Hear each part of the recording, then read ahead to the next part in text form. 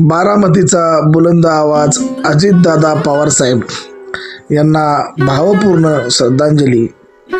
महाराष्ट्राच्या राजकारणातील एक झुंजावात, कामाचा धडाका आणि शब्दाचा पक्का नेता अशी ओळख असलेले अजितदादा पवार प्रशासनावर असलेली पकड आणि पहाटेपासून कामाला लागणारी त्यांची शिस्त संपूर्ण राज्याने पाहिली आहे. आज आपण अशा या लोकनेत्याच्या प्रवासाचा आढावा घेणार आहोत. परिचय, जन्म, शिक्षण आणि बालपण. पूर्ण नाव अजित अनंतराव पवार. जन्म 22 जुलै 1959, अहमदनगर जिल्ह्यातील देवळी येथे. गाव मूळगाव काटेवाडी, तालुका बारामती, जिल्हा पुणे. शिक्षण, त्यांचे प्राथमिक शिक्षण देवळी येथे झाले. माध्यमिक शिक्षण त्यांनी बारामतीमध्ये पूर्ण केले. त्यांनी मुंबईतून आपली पदवी शिक्षण BCom पूर्ण केले आहे. राजकीय कारकीर्द शून्यापासून शिखरापर्यंत. अजितदादांनी राजकारणाचे बाळकडू आदरणीय शरदचंद्रजी पवार साहेबांच्या मार्गदर्शनाखाली घेतले. सुरुवात 1982 मध्ये सहकारी साखर कारखान्याच्या संचालक पदापासून त्यांनी सुरुवात केली. संसदीय प्रवास. 1991 मध्ये ते पहिल्यांदा बारामती लोकसभा मतदारसंघातून खासदार म्हणून निवडून आले. राज्य राजकारण. खासदारकीचा राजीनामा देऊन ते महाराष्ट्र विधानसभेत दाखल झाले आणि सलग अनेक टर्म आमदार म्हणून निवडून आले. भूषवलेली पदे. त्यांनी कृषी, जलसंपदा, ऊर्जा आणि अर्थ, गृह अशा महत्त्वाच्या खाती सांभाळली. महाराष्ट्राचे उपमुख्यमंत्री म्हणून त्यांनी अनेकदा पदभार स्वीकारून राज्याला दिशा दिली. कार्यपद्धती आणि विकास कामे. बारामती मॉडेल. अजितदादा म्हणजे कामाचा माणूस. बारामतीचा कायापालट. बारामतीला एक तालुक्याकडून जागतिक दर्जाच्या शहराकडे नेण्यात दादांचा सिंहाचा वाटा आहे. रस्ते, शिक्षण, विद्याप्रतिष्ठान आणि कृषी क्षेत्रात त्यांनी केलेली प्रगती हे एक उदाहरण आहे. शासकीय शिस्त. अधिकारी वर्गावर असलेला त्यांचा दरारा आणि कामाचा उरक यामुळे ते लोकप्रिय आहेत. वादग्रस्त पदे आणि आव्हाने. राजकारणात चढ उतार हे येतच असतात. त्यांच्या कारकिर्दीत सिंचन प्रकल्पावरून झालेले आरोप किंवा काही वेळ घेतलेल्या राजकीय भूमिका वादग्रस्त ठरल्या, पण प्रत्येक वेळी त्यांनी समर्थपणे आपली बाजू मांडली आणि जनतेचा विश्वास टिकवून ठेवला. एक माणूस म्हणून आणि कुटुंब प्रमुख. अजितदादा वरून कठोर वाटत असले तरी मनातून हळवे आहेत. कार्यकर्त्यांच्या अडीअडचणीला धावून जाणारा नेता, कुटुंबाला जपणारा आधार आणि स्पष्ट वक्तपणा हे त्यांची वैयक्तिक वैशिष्ट्ये आहेत. समारोप आणि आव्हान. अजितदादांचा हा प्रवास महाराष्ट्रातील प्रत्येक कार्यकर्त्याला प्रेरणा देणारा आहे. बारामतीचा विकास असो वा राज्याचे अर्थकारण, दादांचे योगदान विसरता येणार नाही. मित्रांनो, आम्ही पुन्हा एक वार जय चौधरी क्रिएटर व चौधरी परिवारातर्फे दादांना भावपूर्ण श्रद्धांजली अर्पित करत आहोत. आता आपण दादांच्या काही अस्मरणीय आठवणी आणि व्हिडिओ पाहणार आहोत. तुम्हाला हा व्हिडिओ आवडला असल्यास आमच्या चॅनलला सबस्क्राईब करा आणि कमेंटमध्ये दादांच्या कार्याबद्दलच्या तुमच्या आठवणी नक्की सांगा. पुन्हा एकदा भावपूर्ण श्रद्धांजली आणि ईश्वर त्यांच्या आत्म्यास शांती देवो हीच सदिच्छा. भारतरत्न डॉक्टर बाबासाहेब आंबेडकरांनी आपल्याला जगातलं सर्वोत्कृष्ट असं संविधान दिलं. जे 26 नोव्हेंबर 1949 रोजी भारताच्या संविधान सभेनं हे संविधान स्वीकारलं आणि त्यामुळं दरवर्षी भारतातली 140 कोटी जनता हा दिवस भारतीय संविधान दिन म्हणून साजरा करतो. आपल्या सर्वांना मी ह्या संविधानाच्या दिनाच्या महत्त्वपूर्ण शुभेच्छा देतो, मनापासून शुभेच्छा देतो. जोपर्यंत चंद्र सूर्य आहे तोपर्यंत कुणी मायेचा लाल त्या संविधानाला धक्का लावू शकत नाही, असं डॉक्टर बाबासाहेब आंबेडकरांचं संविधान आहे. आणि त्याच्यामुळं हे सोब्यागोबियासारखी लोक जे बोलतात त्याच्यावर अजिबात विश्वास ठेवू नका. मनसेचे नेते राज ठाकरे साहेब एका सभेमध्ये म्हणले की त्या अजित पवारनी पिंपरी चिंचवडमध्ये एवढा कायापालट केला तरी त्याच्या लोकांना पिंपरी चिंचवडकरांनी पाडलं. मग विकासाला बघून लोक मतदान करतात का आणखीन कशाला बघून लोक मतदान करतात? आपणच आपल्या मनाला प्रश्न विचारा, आपण आत्मचिंतन करा, आत्मपरीक्षण करा. मी नेहमी महाराष्ट्राला सांगतो, ज्या गावच्या बोरी त्याच गावच्या बाबळी. आम्ही पण काही कच्चे नाहीयेत. एक तर आमच्या वाटेला कोणी जाऊ नका, पण आमच्या कार्यकर्त्यांच्या कोणाच्या वाटेला गेला ना तर मग आम्ही पण त्यांना सोडणार नाही.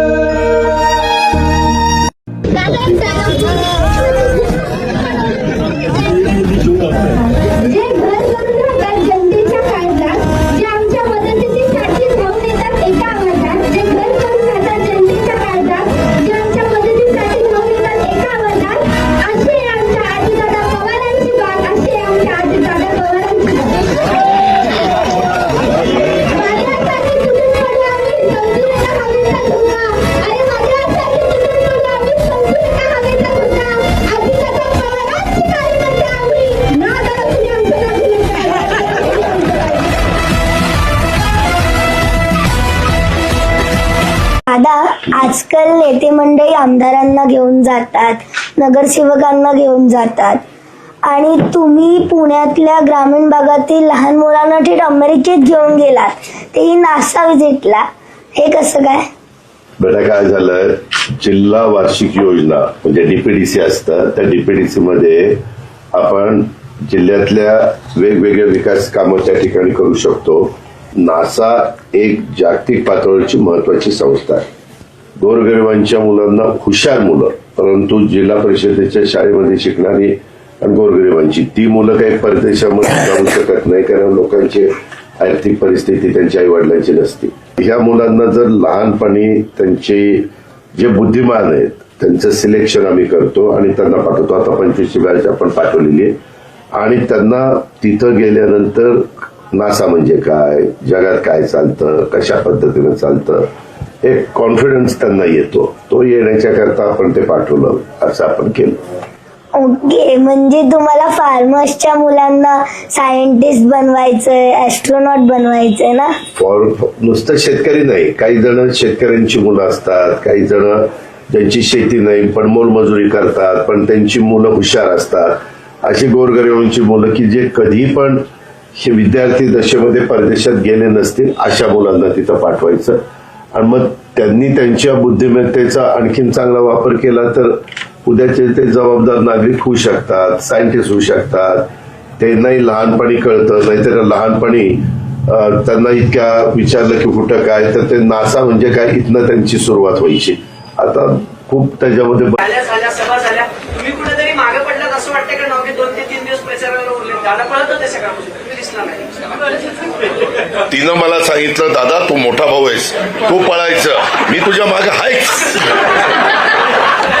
लग्नाच्या आधी जसं याला लग्नाच्या आधी सभापती गेलं तेव्हा तू लग्नाच्या आधी तुम्ही मला संचालक केलं, त्याच्यामुळे मी संचालक झाल्यामुळं आमचं जुळलं लग्न. डायरेक्टर आहे, डायरेक्टर डायरेक्टर झाल्यामुळं त्यांनी आम्हाला स्वीकारलं नाही. कोण स्वीकारलं जे आयलाही कोण ज्या जाऊ द्या. तर ह्या पद्धत होय बाबा होय होय. त्याला फार तरुण वयात आलं रे काम घेऊन. 17 वर्ष आहे माझं. मी आता एसपी कॉलेजला 17 नाहीये. रस्त्याचं पण आहे बघा. हे रस्त्यांचं हे रस्ते आणि तिथं साधारणतः 12,000 लोकसंख्या आहे आणि 9,000 मतदान आहे तिथं. मी स्वतः 1 वर्ष झालं माहिती काढतोय. मी आता कॉमर्सला आहे 12वी सपा महाविद्यालयाला.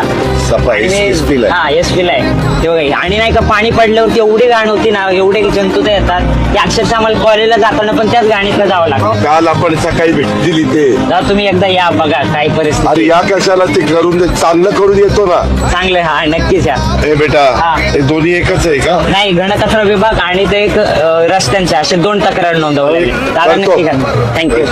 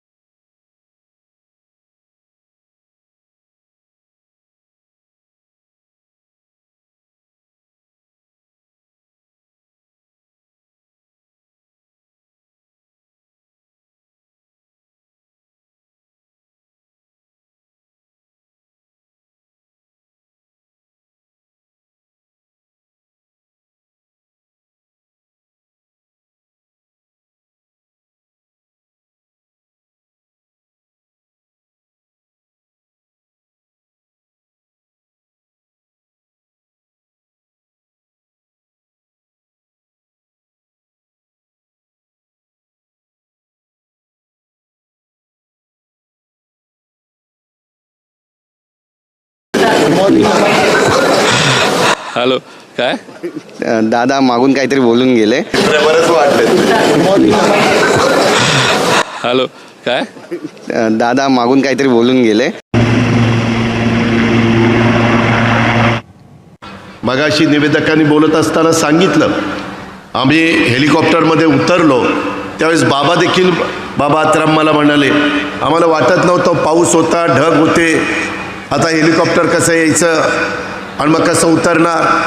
त्याच्यामुळे आम्ही सगळेजण चिंतेत होतो आणि कदाचित कार्यक्रम आता कॅन्सल होईल आणि आम्हालाच इथं भूमिपूजन करावं लागेल का काय, अशा प्रकारची शंका त्यांना आली.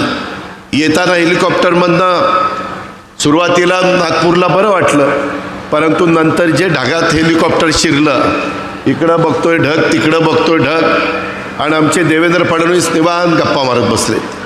म्हणलं बघा जरा बाहेर काही दिसत नाही, कुठं झाड दिसेना, कुठं काही दिसेना, जमीन दिसेना, आपण ढगात चाललोय, कुठं चाललोय, काय चाललोय. म्हणले काही काळजी करू नका. माझे आत्तापर्यंत 6 ॲक्सिडेंट झालेले आहेत आणि मी ज्यावेळेस हेलिकॉप्टरमध्ये विमानात असतो त्यावेळेस ॲक्सिडेंट झाला तरी मला काही होत नाही, त्याच्यावर तुम्हालाही काही होणार नाही. अरे बाबा म्हणलं आता हे काय सांगतोय, एक तर पोटात गोळा आलाय, आज आषाढी एकादशी, सारखं पांडुरंगा पांडुरंगा पांडुरंगा नाव घेत होतं मनात आणि ह्या महाराजांचं आम्हाला उपदेश चाललेले होते, काही काळजी करू नका. आणि खरोखरीच येईपर्यंत इतके निवांत होते. ते म्हणले मला ह्याचा अनुभव आहे, माझे अनेक ॲक्सिडेंट झालेले आहेत, परंतु माझ्या कुठं नखाला देखील धक्का लागला नाही. अशा पद्धतीनं बापदादाच्या पुण्याईमुळं इथपर्यंत महाराज पोचलेले आहेत. त्यांची पुण्याई निश्चितपणे उपयोगी पडलेली आहे. परंतु मित्रांनो, एकंदरीत खरोखरीच जरा जेव्हा सगळेजण धाकधूकच करत होते, माझ्या उजव्या बाजूला उदय सामंत भेटलेले होते. मला म्हटले दादा जमीन दिसायला लागली खाली खाली. मग म्हटलं बरं बाबा बरं झालं जमीन दिसायला लागली. मित्रांनो, गमतीचा भाग जाऊ द्या, परंतु एकंदरीतच सगळ्यांनीच काळजी घ्यायची असते.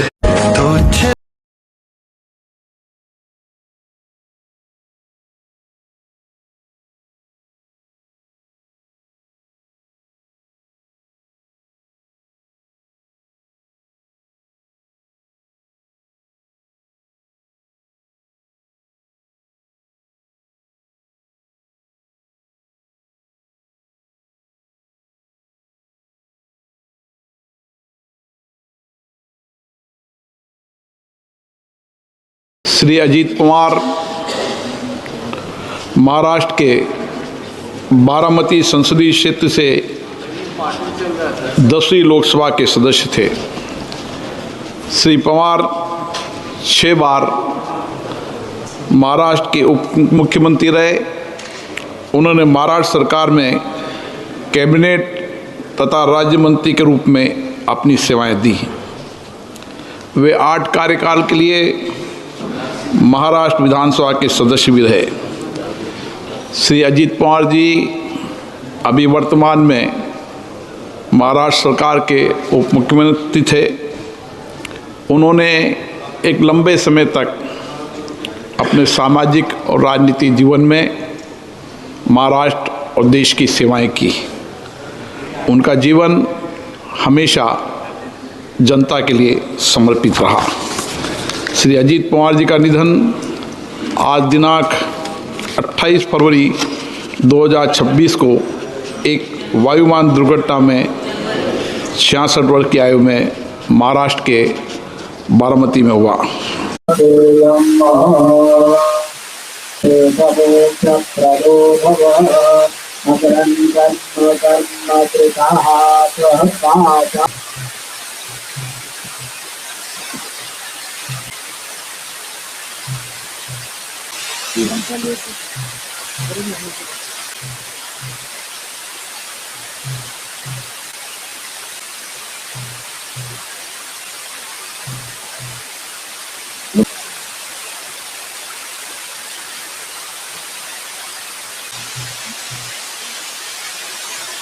पुष्पचक्र वाहून श्रद्धांजली आपण जागेवर उभे राहणार आहात आणि सर्व वर्दीधारी 21 पोलीस जवानांसह जनरल सॅल्यूट करणे।